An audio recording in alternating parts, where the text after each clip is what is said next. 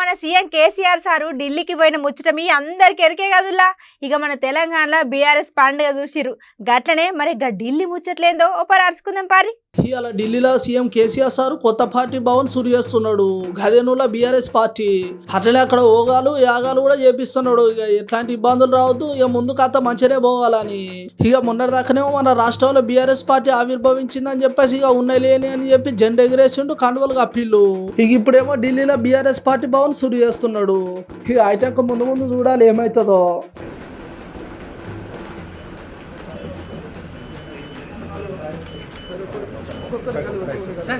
Jai KCR, Jai BRS, Jai BRS.